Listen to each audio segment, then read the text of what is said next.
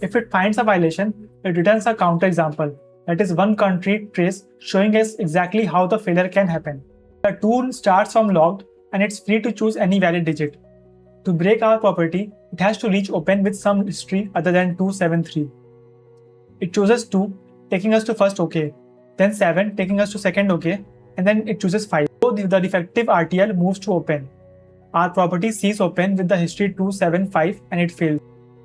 If the engine completes an unbounded proof, we have a strong statement. For every legal execution represented by this scope model under these assumptions, open cannot occur unless the relevant history is 2, 7, and 3. Welcome to part 1 of our formal verification series. Today we are answering a very basic question that turns out to have a very surprisingly deep answer. So, what is formal verification and how is it different from simulation? We will build this from the ground up. First, let's agree on what hardware verification actually means. Then, we will construct a simulation environment, draw our log controller by hand, and finally, ask a formal engine to examine the exact rule our test missed. And while we are doing all of that, keep one question in the back of your mind. If I run 1 million tests and then every one of them passes, what exactly have I proved? By the end of this lesson, you should be able to answer that question clearly without treating simulation or formal verification like some kind of magic box. Okay, before we compare any tools, let's first agree on the job we are trying to do. A hardware design begins with intent. In other words, somebody has an idea of what this hardware is supposed to accomplish. That intent might live in an architecture, a protocol specification, a register map, a behavior table, or quite honestly across several documents and conversations. Engineers take that intent, turn it into an architecture, and then turn the architecture into an implementation. For digital hardware, that implementation is often register transfer level code, or RTL. RTL describes the combinational logic, stored state, clocks, resets, and the transfers happening between registers. Verification asks a different question. Does this implementation actually behave according to the requirement? And notice what I'm not asking. I'm not asking whether the code compiles. I'm not asking whether synthesis can turn into gates. I'm definitely not asking whether somebody needed the RTL and thought, yeah, this looks reasonable. Clean looking RTL can still describe the wrong behavior. A perfectly correct requirement can be checked in the wrong way. Two blocks can each look fine on their own and still break a system rule when they interact. That's really why verification exists. Intent and implementation are different things, and we need evidence connecting one to the other. Here's a useful way to think about it. Keep 3 things separate. First, the specification, that is what the design is supposed to do. Second, the implementation, that is what the RTL actually does. And third, the verification evidence, that is why we believe that implementation satisfies the relevant part of the specification. If we only have intent, we haven't built anything yet. If we only have RTL, we still don't know whether it implements that intent correctly. And if all we have is a green result, without understanding what was checked, we may simply have strong evidence for the wrong claim. Verification is also a loop. It isn't a gate we visit once at the very end. We write or integrate some RTL, stimulate it, check what it did, and measure what we exercised. If that evidence exposes a bug, a weak checker, or even a missing requirement, we go back, make a change, and run the relevant work again. And of course, the earlier we find a mistake, the more choices we usually have. Early on, we can still change the architecture or RTL fairly directly. Later, that same change may interact with synthesis, timing, physical implementation, firmware, validation schedules, and manufacturing commitments. We don't need a dramatic cost chart to understand the basic point. A bug found before fabrication is usually much easier to fix than the same bug found after silicon is built and deployed. For this lesson, we are concentrating on functional verification. Does the digital behavior satisfy its requirements? Simulation and formal property verification are 2 major approaches inside that bigger job. But please, don't turn that into verification as has only 2 types. Real projects also use lint, static analysis, clock domain and reset domain checks, equivalence checking, emulation, and many more validation. In fact, we also have analog and mixed signal verification, physical verification, and many more. We are comparing simulation and formal because the difference between their evidence gives us the central idea for this entire series. So for now, let's use this working definition. Hardware verification is the disciplined process of comparing design intent with implementation behavior, and then collecting evidence that's strong enough for the decision we need to make. Before we go deeper, it's worth asking, where did formal verification actually come from? It wasn't born fully formed inside a modern EDA platform. The mathematical foundations are older, but a key practical milestone came in the early 1980s. Edmund Clark and Alan Emerson, and independently Jane Pierre-Quell and Joseph Sifakis developed the ideas that became model checking. That is, automatically checking whether a finite state model satisfies a logical property. Through the 1990s, better symbolic representations, algorithms, and computing power made formal methods increasingly practical for real hardware problems. Industry use grew around focused tasks such as equivalence checking, control logic, and difficult data path properties. It still wasn't a push-button replacement for a complete simulation environment. During the 2000s, assertion-based verification became easier to share across teams and tools. System Verilog, standardized by IEEE in 2005, included assertions, coverage, constrained random verification, and other verification features in one language environment. In the 2010s, formal tools increasingly became integrated platforms rather than isolated specialist tools. Teams could use property checking, equivalence, connectivity, register checking, and other focus application as part of wider verification plan. And today that is still the useful industry view. Formal is neither an academic curiosity nor a universal replacement for simulation. It is a practical engineering tool that we apply where its evidence is strongest alongside simulation, emulation, and the rest of the verification flow. So when we compare simulation and formal in this lesson, we are comparing two mature approaches rather than answer different questions. We are not staging a fight between an old method and a new one. So why does hardware verification become difficult so quickly? One major reason is concurrency, and it's very easy to underestimate. With ordinary sequential code, we often picture one instruction happening after another, right? Hardware doesn't work like that. Many pieces of logic are active at the same time. On one clock edge, many registers can update together, and between clock edges, many combinational paths respond to their inputs together. So the next behavior doesn't depend on only the input arriving right now. It can also depend on stored state, reset history, previous request, or any arbitration decision and timing relationship between blocks. That's why a hardware bug often isn't attached to one obviously suspicious line. It may live in one very specific ordering of events that are all perfectly valid on their own. Let's take a tiny example. Imagine a controller with just 8 1-bit inputs. In one cycle, that already gives us 256 possible input patterns. Across 2 cycles, we are not choosing one pattern anymore. We are choosing an ordered pair, right? So real designs of course have far more than 8 inputs and far more than 10 interesting cycles. Now the raw number isn't the whole story because some combinations are illegal and some are effectively equivalent. But the intuition is still useful. Time turns a manageable set of values into a much larger set of possible history. Think about a modern processor for a moment. Instructions move through pipelines. Some work may execute speculatively. Multiple cores share memory. Caches stay coherent. Interrupts arrive, and privileged modes change which operations are legal. Requests may also be delayed, retried, or cancelled. Every one of those mechanisms has rules. But here's the difficult part. The nastiest, or you can say the worst failures often appear where those rules meet. Maybe there's a pipeline flush during a cache miss, an interrupt near a privilege transition, or a reset while traffic is still outstanding. A GPU gives us a different shape of concurrency with many work items, schedulers, shared memory, caches, and specialized units active in parallel. Put processors and accelerators together inside a SoC, then add peripherals, third-party IP, multiple clocks, reset sequences, protocol bridges, and asynchronous boundaries.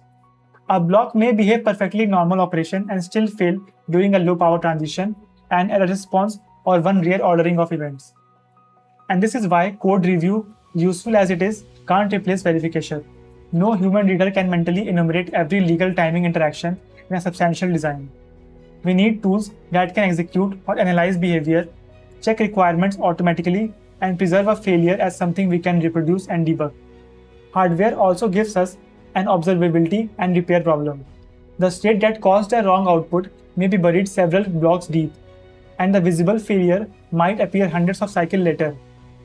In simulation, we can record internal signals, but silicon visibility is limited.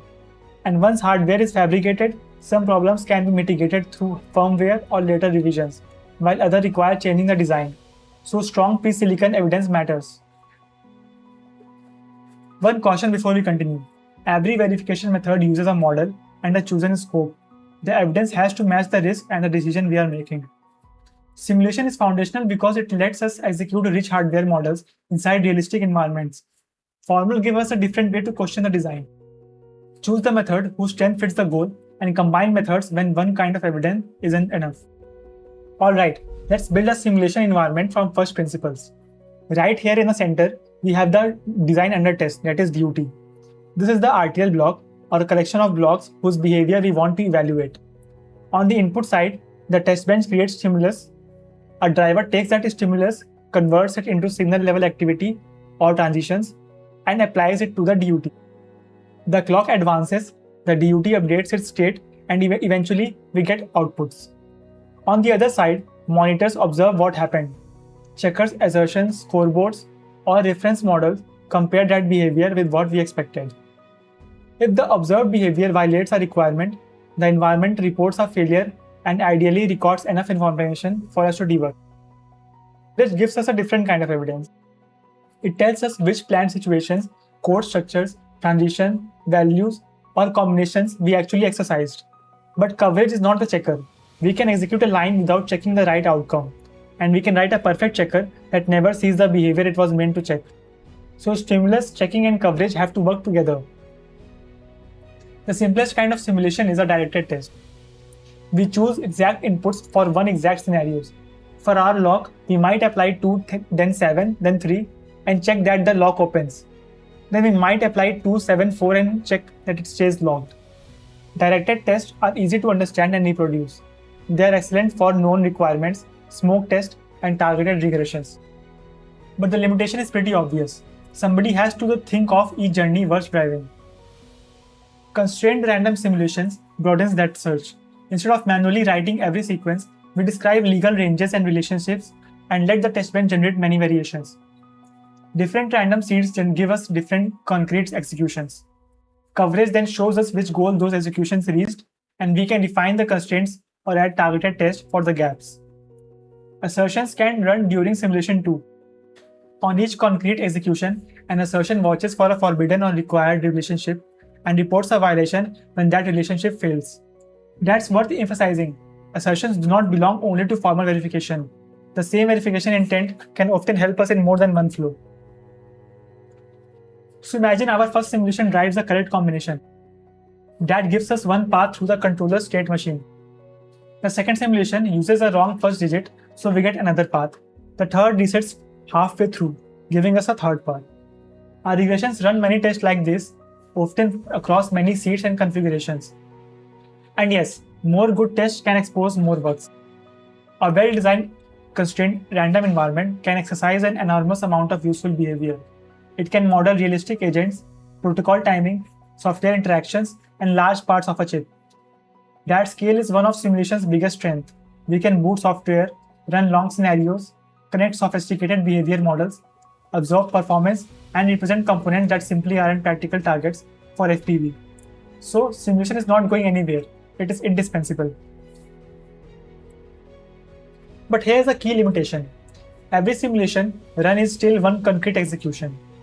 Even when the testbench chooses value randomly, once the run begins, it applies particular values in one particular order. A different seed gives us another concrete execution. It does not give us mathematically statement about every execution we didn't run. This is where confidence and proof separate. If 1 million well-designed tests pass, we may have very high confidence in the behaviors represented by those tests and their coverage. We may have satisfied a rigorous project plan, but the number 1 million by itself does not prove that some untested legal sequence can't violate the rule. Test count can also hide huge differences in quality. 1000 carefully checked scenarios tied to explicit requirements may tell us more than 1 million repetitive traces with weak checking. So when you evaluate simulation evidence, ask which requirements were exercised, which checkers observed them, which coverage goals were reached, and can a failure be reproduced? A large regression is valuable because of the evidence it produces, not because the number sounds impressive. Coverage also improves our understanding, but we have to read it carefully. Code coverage can tell us that selected structures were exercised. Functional coverage can tell us that specified scenarios or combinations occurred. Neither one automatically means that every timing order, every internal state, or every requirement was checked. Coverage is evidence against the model of what we decided to measure. Okay, we need an example that's small enough to draw completely, but still rich enough to expose the difference between a test and a property. So let's build a 3-step digital combinational log. We begin in the logged state. If the next digit is 2, we move to first OK. Then from first OK, a 7 takes us to second OK. And from second OK, a 3 should finally take us to open. If reset arrives at any point, we go back to log. Okay, so we also need to decide what happens on a wrong digit. To keep this drawing readable, let's say a wrong digit sends us back to logged. The exact recovery policy isn't important today. The requirement we care about is simple. This log may open only after the sequence 2, 7 and 3. Read that as a relationship across time. Whenever open becomes true, the 3 accepted digits immediately before it must have been 2, 7 and 3 in that exact order. Now let's introduce a bug. The designer meant to compare the final digit with 3, but the implementation accidentally checks only whether that digit is odd. 3 is odd, so the correct combination still works. That's what makes this bug sneaky. But 1, 5, 7 and 9 also satisfied that broken final check. So let's write a small simulation plan. Test 1 applies 2, 7, 3. The lock opens, so our positive test passes. Test 2 applies 2, 7, 4. 4 is even, so the lock stays closed. Test 3 applies 2, 7, 8. Again, it stays closed. We'll also try a wrong first digit, wrong second digit, and a reset between entries. And look at that, every test passes. The simulation and the checks are doing exactly what we asked them to do. The problem isn't that simulation calculated the wrong result. The problem is that none of our selected tests used a wrong odd digit at the final step. Of course, we can improve this test plan. We can deliberately add 2, 7, 5. We can randomize every digit, and then we can add functional coverage for all final digits after the first 2 positions are correct. Those are good improvements, and in a real project we absolutely should make them, or at least try to make them. But notice how we are reasoning. A test describes a journey.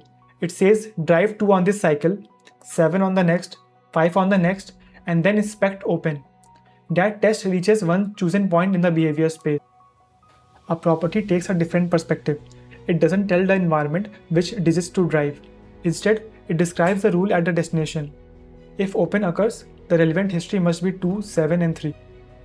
Now this journey versus relationship distinction isn't absolute in every verification technique, but it's a very useful beginner mental model.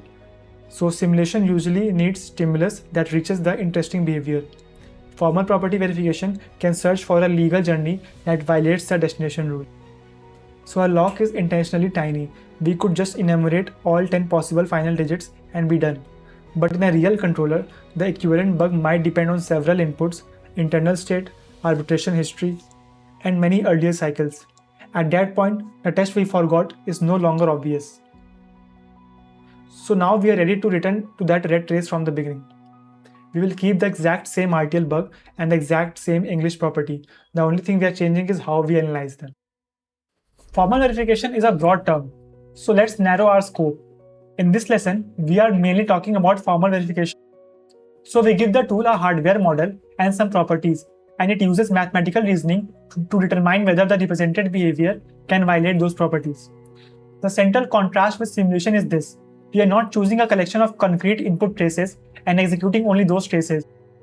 We are asking a question over all legal executions represented by our scope model under assumptions and of course subject to the tool actually being able to complete the analysis. A practical FPV setup needs a few ingredients. First, the RTL model we want to analyze. Second, that is property describing the behavior we require or want to reach. Third is the assumptions or constraint describing which environment behaviors are legal. And we also need some variables like clock, reset, and tool setup to match our real intent. For our lock, The RTL contains those 4 states and the defective final digit check. The property says that open implies the previous accepted digits were 2, 7, and 3. An environment assumption might say that every entered digit is a valid decimal value, and the clock and reset setup tells the tool how state begins and advances. We will learn how to write properties in part 3, and we will deal properly with constraints in part 4. For now, just focus on their roles. The property defines the claim, the assumptions define the legal environment around that claim, and the RTL defines the implementation we are analyzing. To reason about the result, imagine every possible assignment to the design state elements. That gives us a conceptual space of encoded states. But here's an important detail. Not every encoded state is necessarily reachable. The controller begins from reset, and only states connected through valid transitions can occur from that starting point. Inputs create branches between states over time. Assumptions remove branches representing illegal environment behavior. And our property defines a violation region, that is, any behavior in which open occurs without the required history. Now our formal question is precise. Starting from the model initial condition, is there any legal sequence of inputs and state transitions that reaches that violation? The engine doesn't need us to guess the digits. It uses symbolic algorithms and solver technology to reason about sets of possibilities. It is not just launching every possible simulations one after another. In part 2, we will build intuition for bounded reasoning, induction, SAT, and the related proof mechanics. For now, the key idea is that the engine can represent and analyze many possible behaviors together. So what can the tool return? If it establishes that no legal execution in the analyzed model can violate an assertion, then that property is proven for that model and those assumptions. If it finds a violation, it returns a counterexample, that is one concrete trace showing us exactly how the failure can happen. A cover question asks something slightly different. Is this interesting behavior reachable? If it is, the tool can return a witness trace showing one way to get there.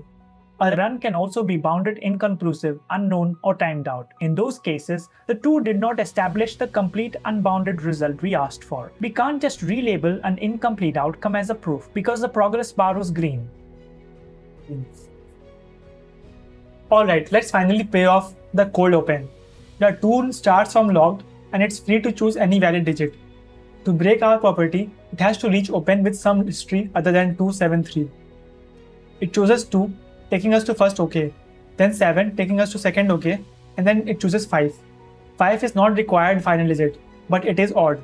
So the defective RTL moves to open. Our property sees open with the history 275 and it fails. This waveform isn't a prediction and it isn't a statistical sample. It's a valid counterexample under the current model and assumptions. And one counterexample is enough to disprove our universal claim that the lock opens only after 273. Formal debug traces are often short because engines commonly look for a direct path to the failure instead of filling the waveform with unrelated activity. That's extremely useful, but we still have to inspect the trace. The root cause might be the RTL, an incorrect property, or a missing environment assumption. So we fix the implementation. The final digit is now compared with 3 instead of merely being classified as odd. Then we run the same property again. If the engine completes an unbounded proof, we have a strong statement. For every legal execution represented by this scope model under these assumptions, open cannot occur unless the relevant history is 2, 7, and 3. But listen carefully to those qualifiers. We proved a property. We did not prove that the entire log design is perfect. We proved it on a model, not an arbitrary physical reality. We proved it under certain assumptions, not under every imaginable environment. And all of this still depends on the property expressing our real requirement correctly. Think about what could go wrong. If our property accidentally allowed 2, 7 and any odd digit, the defective design could pass. If an assumption prohibited the digit 5, the counterexample could disappear for completely wrong reason. If reset were modeled incorrectly, the reachable states could change. Formal rigor cannot rescue a bad question. This is probably the most important habit in formal verification. Never discuss a proof without discussing its scope. Ask what model was analyzed, what property was proved, which assumptions limited the behavior, and what results the engine actually returned. We will spend entire later lessons on property quality, constraints, vacuity, complexity, and sign-off because each of those questions deserve more than a warning label. For part 1, just remember this formal anchor. Can any legal execution violate this property? Now that both methods are on the table, we can compare them without turning this into a competition. First, what behavior do we explore? Simulation executes concrete traces selected through directed stimulus, constrained random generation, software models, or recorded scenarios. Formal property verification reasons about the legal behaviors represented by the scope model, but only if the analysis converges to the result we need. Second is, how do we reach an interesting condition? In simulation, we usually describe or generate the journey. We drive a sequence that brings the DOT into a state worth checking. In formal, we can describe the destination or the forbidden relationship as a property and let the engine search for the legal path that reaches or violates it. Third is, how do we limit the environment? A simulation driver actively produces selected legal values while random constraints shape what it generates. In FPV, assumptions remove behaviors we have declared illegal. That distinction matters because a missing assumption can produce unrealistic failures while an excessive assumption can hide a real one. Fourth is, what does failure look like? A simulation failure belongs to the trace that actually ran, so we inspect that execution and its history. A formal counterexample is one witness selected from the analyzed failure space. This shows that the universal claim is false under the current setup. Fifth is, what scale and duration fit naturally? Simulation generally handles large systems, rich test benches, long workloads, and software interaction. FPV is commonly applied to smaller or carefully scoped problems, although specialized techniques can address much larger context. There isn't one magic size limit. The right boundary depends on the structure of the problem and its complexity. What does completion means? In simulation, it combines passing regressions with coverage and review to build confidence against a verification plan. Formal may return a proof, a counterexample, a bounded result, or some inconclusive result. Even a proof still has to be reviewed against property quality, assumptions, reachability, and coverage intent. Okay, before we move on, let's clear up the two extremes people usually remember. Formal does not always prove everything, and it does not automatically check an entire chip. Some problems don't converge, some results are only bounded, and every analysis still has a model, properties, assumptions, and scope. And simulation is not obsolete. It remains essential for realistic environments, softwares, long scenarios, and large-scale integration. In either flow, a green result supports only the claim that was actually checked under that setup. Simulation gives us rich concrete behavior. Formal gives us mathematical reasoning over a defined behavior space. Their evidence is different, and honestly, that's exactly why they are so useful together. An assertion developed for formal can also catch a violation in simulation. Simulation can expose real environment behavior that helps us improve formal assumptions. Formal may establish that an uncovered simulation goal is unreachable under a model. And a formal counterexample can become a directed regression test. These methods can exchange verification intent and evidence instead of living in separate worlds. So the verification plan should begin with what must be demonstrated and only then assign each goal to the method or a combination of methods. Okay, let's turn that comparison into something practical. When you are choosing a method, start by asking what kind of risk am I actually trying to reduce. Formal is often attractive when the logic is control heavy and the requirement is crisp. Think state machines, arbiters, FIFOs, protocol rules, registrar behavior, and security control properties. These often have important corner cases that we can express as invariants or temporal relationships. For example, suppose an arbiter must never grant the same resource to two requesters at once. Or suppose a FIFO counter must never exceed its depth and data must live in the same order it entered. Those rules apply across many possible request patterns. Formal can search for a violating sequence or prove the rule within an appropriate model. Formal is also valuable when the bug is rare, but the failure traces itself can be short. A particular overlap of request, reset, and a back pressure might be extremely unlikely in random testing, but much easier for a solver to target once we state the forbidden relationship. Equivalence checking is another major use of formal methods. After synthesis, retiming, optimization, or a bug fix, we may want to stabilize that two representations preserve the required behavior. It's related to formal verification, but it's distinct from FPV workflow we are teaching here. So for now, we will map it without diving into the algorithm. Simulation, on the other hand, is usually the natural foundation for full chip and subsystem scenarios.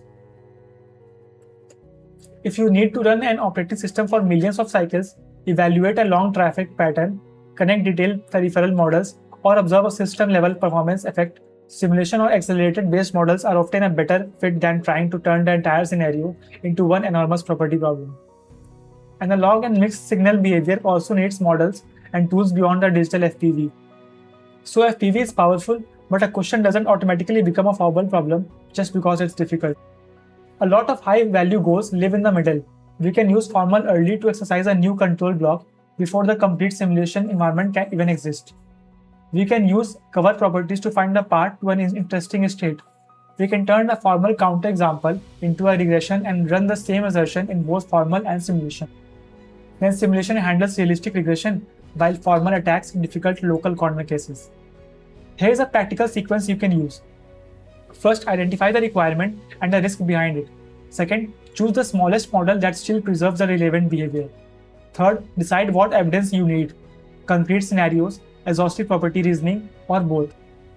And fourth, review what the result does not cover. When you are unsure, ask yourself 3 questions. Can I express this requirement clearly as a property? Can I build a credible formal model whose relevant behavior is tractable? And do I also need realistic long-running system behavior that the formal model intentionally leaves out? If the first 2 answers are yes, formal deserves serious consideration. And if the third answer is also yes, that's not a contradiction. It probably means your verification plan needs both formal and simulation. So the engineering rule is not that you use formal everywhere. A much better rule is use formal wherever it's effective and simulate where the system requires simulation. That boundary can move as the tools, models, and project maturity change. Before we wrap up, let's quickly map these ideas to the tools you will hear about. The concepts are larger than any one product, but it still helps to recognize the ecosystem names. In commercial flows, Cadence provides the Jasper formal verification and its formal applications. Synopsys provides VC formal with applications for property verification, equivalence, connectivity, coverage analysis, and other tasks.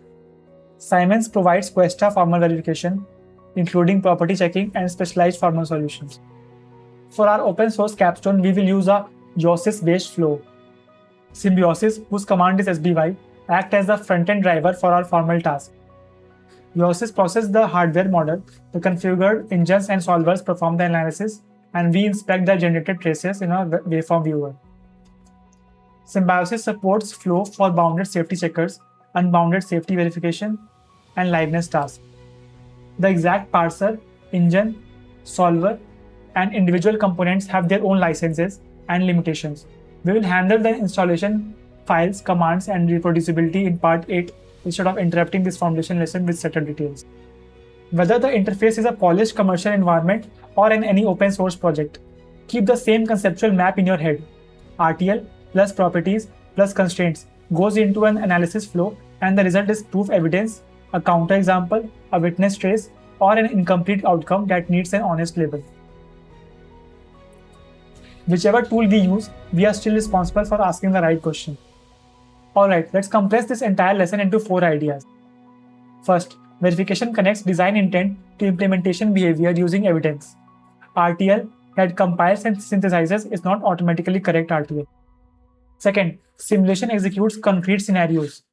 Directed test, constrained random stimulus, checkers, assertions, regressions, and coverage can build strong confidence and realistic system evidence. But passing sampled executions does not automatically prove that an untested legal execution is impossible.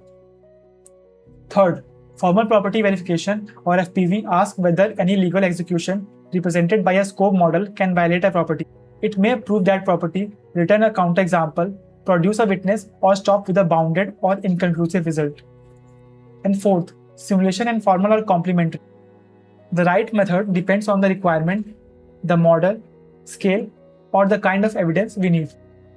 Remember our lock, the simulations never tried 275.